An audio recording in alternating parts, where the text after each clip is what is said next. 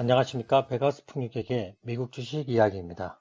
2019년에 주목해야 될 6가지 이슈인데 팩트셋에서 나온 자료거든요. 일단 첫 번째 이제 주목해야 될 것은 환율인데 2018년에 많은 사람들이 예상했던 달러 약세 흐름이 아니라 달러 강세로 가면서 다우 지수 30개 기업 중에 67%인 20개 기업이 3분기 실적 발표 때 기업 실적에서 달러 강세로 인한 부정적인 상황을 언급을 했습니다. 실적이 잘 나오지 않을 것이다. 내수 비중이 큰 종목들과 관계가 없지만 수출을 많이 하는 미국 기업의 경우 특히 보잉이라든지 마이크로소프트, 애플 같은 경우는 달러 강세가 상당히 실적에도 영향을 미친다는 거. 그렇기 때문에 2019년에도 이제 주목해야 될 첫 번째 이슈라고 보고요. 두 번째 언급한 것은 비용 상승. S&P 500 내 일부 기업들이 2018년 실적 발표에서 원가 상승을 언급을 했는데 원자료의 상승, 그리고 임금의 상승, 운송비의 상승 등이 실적에 있어가지고 가장 문제가 될 것이다라고 이제 일부 기업이 이야기했기 때문에 그렇게 큰 이슈는 아니라고 보고요. 세 번째 금리 인상 부분인데 연준이 2019년에 지속적으로 몇 번이나 금리를 인상할 것인가에 대해서 상당히 많은 기업들이 주목을 하고 있다는 게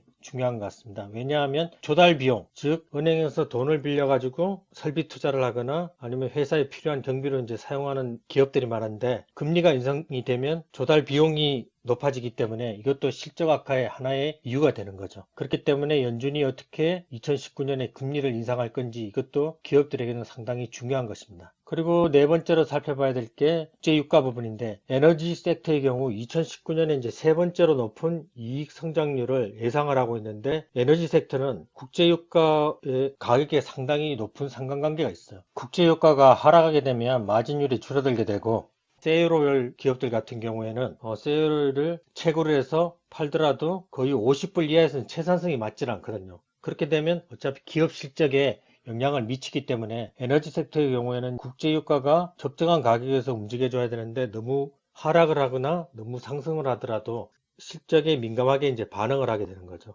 그렇기 때문에 국제유가가 2019년에 어떻게 움직이냐에 따라서 에너지 sek터 부분은 가장 중요하게 생각해야 될 포인트죠. 그리고 다섯 번째는 글로벌 경기 둔화인데 많은 전문가들이 유럽이나 중국에 경기 둔화를 예상을 하고 있는데 해외 매출이 높은 기업들이 낮은 기업보다는 부진이 예상이 되는 거죠. 아까 말했던 이제 달러 강세도 달러 인덱스를 보면 유로화가 56%가 되는데 유로화가 낮아지면 달러가 강세가 돼버리는 거예요. 그렇다 보니까 유로존 경기가 좋지 못하면 달러가 자기는 강해지고 싶지 않으나 강해져 버리는 2018년 1년 내내 유럽 경기가 좋지 않다 보니까 유로화가 강하게 반응을 못한 거죠. 그리고 또 브렉시트 이슈까지 겹치면서 유로화가 상당히 약세로 가면서 달러가 강해졌다는 게 그게 중요한데 글로벌 경기 둔화가 되면 해외 매출이 높은 미국 기업들 같은 경우는 이제 실적 둔화가 우려된다는 게 가장 중요한 것 같습니다. 여섯 번째는 중국과 벌이고 있는 무역 분쟁인데 S&P 500 기업 중에 30% 즉 150여 개의 기업이 3분기 실적 발표 때 관세 문제를 제기를 했거든요.